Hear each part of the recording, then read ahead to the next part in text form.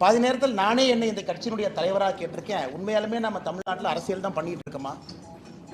நாம செய்யக்கூடிய அரசியல் மக்களுக்கு பயன்படுதா, இல்லை சித்தாந்தம் சித்தாந்தம் என்று தொங்கிக் கொண்டு ஏதோ ஒரு விஷயத்தை பேசிட்டு இருக்கிறோமான்னு பல இடத்தில் நானே எனக்கு கேள்விகள் கேட்பேன். இன்று காலையிலிருந்து எனக்கு நான் கேட்கக்கூடிய கேள்விகளில் முக்கியமான கேள்வி, நான் அரசியலே தொடர வேண்டுமா என்கிற கேள்வி. தமிழகத்தில் பட்ட பகல்ல ராஜ்பவன்ல இருந்து 1.5 கிலோமீட்டர் தொலைவில் அண்ணா யூனிவர்சிட்டிக்குள்ள ஒரு பில்டிங்க்கு பின்னாடி, அதுவும் குறிப்பாக அந்த கிறிஸ்மஸ் இரவு எல்லோரும் பேட்ரோல்ல நைட்டு வந்து மாஸ் இருக்கு, ஸ்பெஷல் மாஸ் எல்லாமே. 2 குழந்தைங்க ஸ்பெஷல் மாஸுக்கு போயிட்டு வர்றாங்க, போகணும்னு நினைக்கிறாங்க, அந்த இடத்துக்கு போகணும்னு நினைக்கிறாங்க. அந்த குழந்தைகளை எந்த அளவுக்கு கொடூரமாக சித்திரவதை செய்து எதற்காக ஒரு பெண்ணாக இந்த பூமியிலே பிறந்தோம் என்று சிந்திக்க வைக்கும் அளவுக்கு ஒரு கொடூரமான செயல் சென்னையில் நடந்திருக்கிறது. அது வழக்கம் போல அது அரசியல் ஆயிடுச்சு. அதனால் பாரதிய ஜனதா கட்சி இதை வன்மையாக கண்டிக்கின்றோம் என்று சொல்வதை விட, எங்களுடைய அரசியல் பாதையை தீர்மானிக்க வேண்டிய தருணமாக இந்த நிகழ்வை நான் பார்க்கின்றேன், கருதுகின்றேன். தமிழகத்தில் பெண் குழந்தைகள், பெண்கள் பாதுகாப்பாக இருக்காங்களான்னு கேட்டீங்கன்னா நிச்சயமா இல்லை. அவர்கள் மீது நடக்கக்கூடிய குற்றங்கள் ஒரு நாள் அதிகமாக தான் இருக்கு, எப்பவுமே குறையில்லைங்க. இதை பொறுத்தவரை முக்கிய குற்றவாளி திராவிட முன்னேற்ற கழகத்தில் ஒரு பொறுப்புல, சைதை பகுதியில் ஒரு பொறுப்புல, வட்ட பொறுப்புல இருக்கக்கூடிய ஒரு ஆள். அதுவும் ஏதோ முதல் குற்றம் இரண்டாவது குற்றம் கிடையாதுங்க. குற்றம் செய்து வெளியே வந்து பல குற்றங்கள் இருக்கக்கூடிய ஒரு ஆள் திமுகவிலே தன்னை இணைத்துக் கொண்டு இந்த மாதிரி முக்கியமானவங்க பக்கத்தில் ஒரு புகைப்படமோ அவங்க பக்கத்தில் இருப்பது போல முகநூலை பதிவு செய்வதற்கு ஒரு புகைப்படம் தேவைப்படுது, அந்த கட்சியில் ஒரு பதவி தேவைப்படுது. இது போன்ற அமைச்சர்கள் கூட நின்று ஏதோ போட்டோக்கு போஸ்ட் கொடுத்தாங்க, நாங்கள் என்ன செய்யறோம் திமுக சொல்லீங்க. இவங்க போட்டோக்கெல்லாம் போஸ்ட் கொடுக்கலைங்க. பாருங்க, இவர்கள்லாம் திமுகவினுடைய நிகழ்வில் பங்கெடுக்கக்கூடிய பொறுப்பில் இருக்கக்கூடிய தொண்டர்கள். ஒரு முக்கியமானவர்களுக்கும் சால்வை அணிவிப்பது, திமுகவுடைய முக்கியமான நிகழ்வில் பங்கெடுப்பது. எங்க பாருங்க, மக்களுக்கு சாப்பாடு போடுறேன்னு சொல்லி சாப்பாடு போட்டிருக்காரு பாருங்க அக்யூஸ்ட், திமுக சார்பாக அமைச்சர்களோடு. கட்சி பொறுப்பாளரே இல்லைன்னு சொல்றாங்க. இந்த பத்திரிகை நண்பர்கள் கொடுக்குறோம், கட்சி பத்திரிகையில் அவருடைய பெயர் பொறுப்போடு இருக்கும் பாருங்க. இந்த பத்திரிகை, இந்த கட்சி பத்திரிகை உங்களுக்கு இந்த பத்திரிகையாளர் சந்திப்பு முடித்த பிறகு தருகின்றோம். பாருங்க, கட்சி பொறுப்பை பாருங்க, பேரை பாருங்க. ஏன்னா உங்களால் ஜூம் பண்ணி பார்க்க முடியாது. முரசொலியில அவரை பற்றி வந்திருக்கக்கூடிய பொறுப்பில் இருக்கக்கூடிய அந்த மனுஷனை பாருங்க. ஆனா இன்னைக்கு நாம் என்ன சொல்றோம்னா, திமுக தான் இருந்தாரா, இல்ல பாரதிய ஜனதா கட்சி வேலை இல்லாம இந்த அண்ணாமலை ஏதோ ஒன்று நேற்றுல இருந்து கிளப்பிட்டு சொல்லிட்டு இருக்காரா? எங்களுடைய குற்றச்சாட்டு அவர் திமுக இருக்கிறது என் குற்றச்சாட்டு இல்லைங்க. ஒரு குற்றவாளி இதே போல ஒரு கொடூர செயலை செய்தவன் திமுகவிலே தன்னை இணைத்துக் கொண்டு அமைச்சர்களுக்கு பக்கத்தில் நின்று அங்க இருக்கக்கூடிய லோக்கல் போலீஸ் ஸ்டேஷனுக்கு நான் திமுக காரன் அப்படிங்கிற புகைப்படம் தேவைப்படுது. அதை வைத்து அந்த போலீஸ் ஸ்டேஷனில் இருக்கக்கூடிய ரவுடி ரெஜிஸ்டர்ல அந்த பேர் வரக்கூடாது. ரவுடி ரெஜிஸ்டர் பேர்ல இருந்தா 21 நாளைக்கு ஒருக்கா நீங்க போலீஸ் ஸ்டேஷனுக்கு கூப்பிடுவீங்க. என்னப்பா பண்ற, இந்த மாசம் பேங்க் அக்கௌண்ட் எவ்வளவு பணம் வந்துச்சு, ஏன்னா நானும் காவல்துறையில் 9 ஆண்டுகள் குப்பை கொட்டி இருக்கின்றேன். பக்கத்து வீட்டுக்காரனை வந்து சாட்சி சொல்ல நீ ஒழுக்கமா இருக்கேன்னு கையெழுத்து போட சொல்லி, எல்லாம் ரவுடி ரெஜிஸ்டர் நடக்கக்கூடிய, ரவுடி பெயரில் நடக்கக்கூடிய விஷயங்கள், அதுக்கு போகக்கூடாது என்பதற்காக இந்த புகைப்படம் தேவைப்படுகிறது. அரசியல் அங்கீகாரம், அடையாளம் தேவைப்படுது. அதை வைத்து மறுபடியும் ஒரு குற்றத்தை செய்திருக்கிறான். இதுதான் எங்களுக்கு கோபம். அவன் திமுக இருக்கிறது எங்களுக்கு கோவம் இல்லை. திமுக என்கின்ற கட்சி போர்வை இன்னைக்கு குற்றம் செய்வர்களுக்கு தேவைப்படுகிறது. அங்க இருந்து அப்படியே அமைச்சர் பக்கத்தில் போனாவே அந்த லோக்கல் ஸ்டேஷன் ஹவுஸ் ஆஃபீஸருக்கு, கிரைம் கான்ஸ்டபிளுக்கு, இன்டெலிஜென்ஸ் பார்க்கக்கூடிய ஹெட் கான்ஸ்டபிளுக்குலாம் தெரியும், அண்ணே அவன் திமுக இருக்கானே, அந்த பையன் நல்ல பையனே, அமைச்சர் கூடவே சுத்துறானே, அந்த பையன் நம்ம ஸ்டேஷன்ல கூப்பிட்டு ரவுடி பரேட் நடத்தினா நம்மளே வச்சு செஞ்சு தண்ணி இல்லாத காட்டுக்கு மாத்திடுவாங்கண்ணே. திமுக என்கின்ற போர்வை இருந்தனால மட்டும்தான் இந்த அக்யூஸ்ட் அந்த பொண்ணு மேல கை வச்சிருக்கான். இது வெரி சிம்பிள். இது மூளை இருக்கக்கூடிய, ஆறறிவு இருக்கக்கூடிய எந்த மனிதனுக்கும் கூட தெரியும். திமுக கட்சி பொறுப்பு இருக்கு, திமுக அமைச்சர்களோடு இருக்கிறாங்கிற ஒரே காரணத்துக்காக மட்டும்தான் ஸ்டேஷன்ல என்கொயரி பண்ணல. இதே போல ஒரு குற்றத்தை அவன் செய்திருக்கின்றான். அதே குற்றத்தை 2வது முறை செய்திருக்கின்றான். இதுக்கு நீங்க அடிச்சீங்க பாருங்க பெல்ட்டி அமைச்சர்கள்லாம். எஃப்ஐஆர் எப்படி சார் லீக் ஆச்சு? இந்தியா முழுவதுமே crime criminal tracking network system CCTNS எல்லா போலீஸ் ஸ்டேஷனும் இணைக்கப்பட்டிருக்கிறது ஃபைபர் ஆப்டிக் கேபிள்ல. டேட்டா என்ட்ரி பண்ணோடனே மாஸ்டர் சர்வருக்கு போகும். அதுக்கு ஒரு கண்ட்ரோல் ரூமுக்கு ஒரு SP இருக்கார், இன்ஸ்பெக்டர் இருக்கார். எப்படி அந்த எஃப்ஐஆர் வெளியே வந்துச்சு? போலீஸ் டிபார்ட்மெண்ட்டை தவிர அந்த எஃப்ஐஆர் யாரும் வெளியே விட முடியும்? எல்லாமே இன்டர்நெட் புரோட்டோகால் ப்ரொடெக்டட். அவ்வளவு ஈஸியா ஹேக் பண்ண முடியாத சிஸ்டத்தை. அது ஒரு எஃப்ஐஆரா சார்? ஒரு படிக்காத எழுதுனா கூட ஒழுக்கமா ஒரு எஃப்ஐஆர் எழுதுவோம். அதுல குற்றம் செஞ்சது அந்த பொண்ணா, குற்றம் செஞ்சது இந்த அயோக்கியனானே சந்தேகமா இருக்கு. ஏதோ பொண்ணு குற்றம் செஞ்ச மாதிரி எஃப்ஐஆர் எழுதியிருக்கீங்க. அதையெல்லாம் படிச்சா ரத்தம் கொதிக்குது. நான் என்னுடைய காதலனோடு நான் போனேன், ஒதுக்குப்புறமாக ஒதுங்கி இருந்தேன், என் காதலனுக்கு நான் கிஸ் கொடுத்துக்கிட்டு இருந்தேன். இதெல்லாம் ஒரு எஃப்ஐஆரா சார்? காக்கி சட்டையை போட்டுட்டு அந்த ஸ்டேஷன்ல ஒருத்தவங்க எஃப்ஐஆர் இருக்கீங்களே, வெக்கமா இல்லையா உங்களுக்கு? வெக்கமா இல்லையா? குற்றம் நடந்தது அந்த பெண்ணுக்கு. அந்த எஃப்ஐஆர் படிச்சு அந்த எஃப்ஐஆர் கோர்ட்ல நிக்குமா சார்? ஆனா ஆயிரக்கணக்கில் எஃப்ஐஆர் எழுதி இருக்கு, அல்ல கோர்ட்ல நிக்குமா?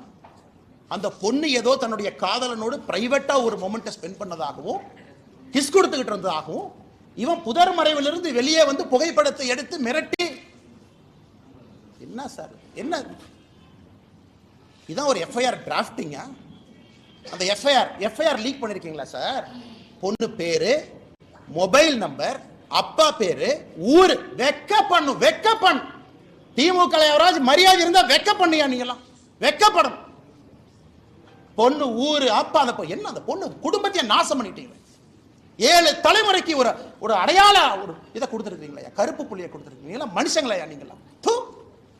அதுக்கு அமைச்சர் கேள்வி கேட்கிறா. 3 மாசம் தமிழ்நாடு அமைதி பூங்காவா இருந்துச்சாமா, இந்த அண்ணாமலை திரும்பி வந்தானாமா, மறுபடியும் கலவரம் வெடிச்சு. வெக்க பண்ணியா நீங்களாம் மினிஸ்டரா இருக்கிற? வெக்கப்பண். இந்த ஒரு கட்சி பொறுப்புல இருக்கிறனால மரியாதையா பேசிட்டு இருக்கு.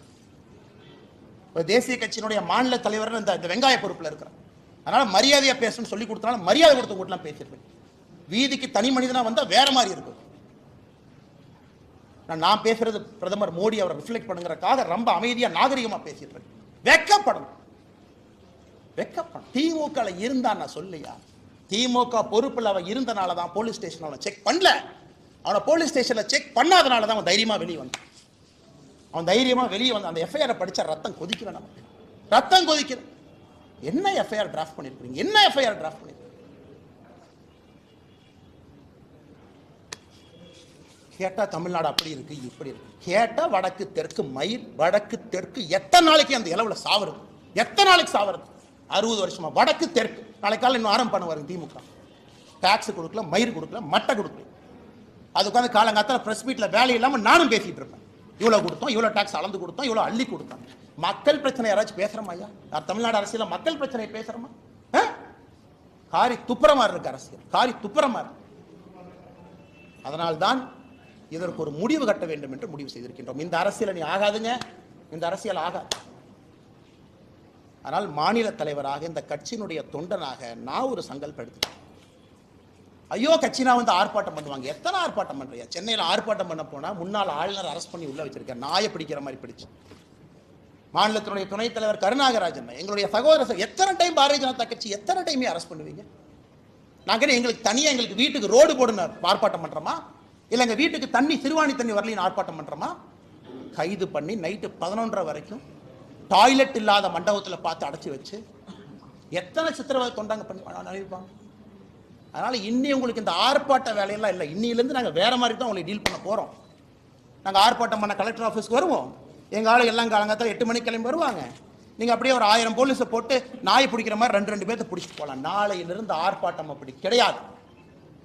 ஒரு வீட்டுக்கு வெளியே ஆர்ப்பாட்டம் நடக்கும். நீ 10,000 போலீஸ் இறக்கியா பார்த்துடலாம். நான் ஒரே இடத்துல அப்படியே என் தொண்டனை கூட்டிட்டு வருவேன். லட்டு அமுத்துற மாதிரி அமுத்திட்டு போயிடுவீங்க. நீங்க ஒரு வீட்டுக்கு முன்பு நாளை பாரதிய ஜனதா கட்சியின் தொண்டன் காலையில் 10 மணிக்கு வெளியே வந்து நிற்பான். தன்னுடைய தாய்க்காக சகோதரிக்காக குரல் கொடுப்பான். இந்த அண்ணாமலை நாளைக்கு என்ன செய்ய போறேன்னு சொல்ற கேட்டு எல்லா பலத்தையும் பயன்படுத்திட்டோம், பேசிட்டோம். என்ன உங்க கையில ஊடக பலம் இருக்கு, உங்க கையில சினிமா துறை இருக்கு. ஒரு படத்தை எடுத்து வடக்கு தெற்கு நீ பிரிச்சா வேலை முடிஞ்சு போச்சு. உனக்கு உங்க கையில எல்லா விருது கொடுக்கறதுக்கு பேசுறதுக்கு ஆளு இருக்கிறாங்க. சமூக நீதினு பேசுறதுக்கு 10 பேர் இருக்கா. பாரதிய ஜனதா கட்சினா சமூக நீதி இல்லைன்னு பேசுறதுக்கு 50 பேர் இருக்கா. ஆனால் நாளை எனக்கு நானே சாட்டை அடி கொடுக்கக்கூடிய நிகழ்வை காலை 10 மணி என்னுடைய வீட்டுக்கு வெளியே நான் நடத்தப்போம். நான் எனக்கு முருகபெருமானுக்கு சூர சம்ஹார பெருமை இந்த தீவிரம்லாம் அழிக்கிறது. நாளை காலை 10 மணிக்கு மாநில தலைவராக என்னுடைய இல்லத்திற்கு வெளியே நான் நின்று சாட்டையால் என்னை 6 முறை நான் அடித்துக் கொள்ளப் போகிறேன். சாட்டை என்னை அடிச்சுக்கிட்டேன். நாளையிலிருந்து திமுக என்கின்ற கட்சி தமிழகத்தில் ஆட்சியிலிருந்து அகற்றப்படும் வரை நான் செருப்பு போட மாட்டேன். இந்த அரசியல் நானும் 3 வருஷம் பண்ணி பார்த்துட்டேன். அது ஒரு முடிவு வரணும். இன்னைக்கு முடிவு வந்தே ஆகும். சும்மா இத்தனை நாளைக்கு எத்தனையாக நானும் வண்டி ஓட்டுறது, வந்தது வேறு, செய்வது வேறு, நடந்து கொண்டிருப்பது. நாளையிலிருந்து திமுக ஆட்சியிலிருந்து அகற்றப்படும் வரை இந்த பத்திரிகையாளர் சந்திப்பு முடிச்சு என் செருப்பை கழிட்டுனா நீ ஆட்சியிலிருந்து இறங்குற வரைக்கும் நான் செருப்பு போட மாட்டேன். பார்த்தலாம். நாளையிலிருந்து 48 நாட்கள் நான் விரதம் இருக்க போகிறேன். பிப்ரவரி 2வது வாரம் முடியும். 6 படை வீட்டுக்கு நான் போக போறேன். முருகபெருமான்கிட்ட முறையிட போறேன். எல்லாத்திட்டையும் முறையிட்டாச்சு. நேஷனல் கமிஷன் ஃபார் உமன் முறையிட்டாச்சு. காலகட்டத்தில் வேலையெல்லாம் உட்காந்து லெட்டர் எழுதியிருக்கேன். பாருங்க 3 பேஜ் வேலையெல்லாம். அம்மா வாங்கம்மா, தயவு செஞ்சு பிடிங்கம்மா, இவங்கெல்லாம் வயலேட் பண்ணிட்டாங்கம்மா, செக்ஷனாக பாருங்கம்மா. எத்தனை கடிதம் எழுது. ஹியூமன் ரைட்ஸ் கமிஷன் 15 கடிதம் எழுதியாச்சு. நேஷனல் கமிஷன் ஃபார் உமனுக்கு எழுதியாச்சு. வேலையெல்லாம் உட்காந்து எழுதி ட்விட்டரில் போடுறதா வேலை. இன்னி பார்த்துக்கலாம். அரசியல் இன்னி பார்த்துக்கலாம். நாகரிகமான அரசியல். இந்த பவுண்டு பை நீங்கள் அநாகரிகமாக பேசுறீங்கல்ல, சோசியல் மீடியாவில் குடும்பத்தை எடுக்கிறீங்க, என்ன வேணாலும் நீங்கள் பேசுவீங்க. கேட்டால் அப்படியே கட்சி போறவைக்குள்ள ஒளிஞ்சுக்குவீங்க. நாளையிலிருந்து என்னுடைய அரசியலும் அப்படித்தான் இருக்கும். இந்த மாநில தலைவர் கட்டுப்பாடு, இனி ஆரோக்கியமான அரசியல், விவாதம், மரியாதை. அதெல்லாம் எதுக்கு மரியாதை கொடுக்கணும்?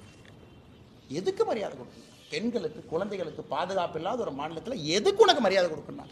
எதுக்கு மரியாதை கொடுக்கணும்? அரசியல் கட்சியில் நீ மரியாதை வெங்காயம்லாம் கிடையாது. ஆனால் நீங்கள் வாங்கின இந்த இஷ்யூ பேசுங்க. எத்தனை இஷ்யூங்க தமிழ்நாட்டில் பேசுறது? ஆனால் டங்ஸ்டன் இஷ்யூ டெல்லிக்கு போங்கன்னா எத்தனை டைமுங்க போகிறது? ஆனால் மீத்தேன் பிரச்சனை ஆச்சுன்னா டெல்லிக்கு போங்கன்னா எத்தனை டைம் போகிறோம்? எத்தனை போகிறது? வேறு வேலை இதே தான் வேலைங்க. அதனால் நாளை எனக்கு நானே சவுக்கடி காலை 10 மணிக்கு என்னுடைய இல்லத்திற்கு வெளியே நான் கொடுத்துக் கொள்கிறேன். பாரதிய ஜனதா கட்சியினுடைய எந்த தொண்டனையும் இதை நீங்கள் செய்ய வேண்டாம் என்று நான் அன்போடு சொல்லுகின்றேன். நீங்கள் யாரும் செய்ய, வீட்டுக்கு வெளியே வந்து நிற்க வேண்டியது உங்களுடைய கடமை. ஒரு சகோதரியோடு, சகோதரனோடு, அவர்களோடு நாங்கள் இருக்கின்றோம் என்று உணர்த்த வேண்டியது நம்முடைய கடமை. தீய சக்தி அழிக்கப்பட வேண்டும். தமிழகத்தில் அழிக்கணும், வேற வழி இல்லைங்க. வழி இல்லை.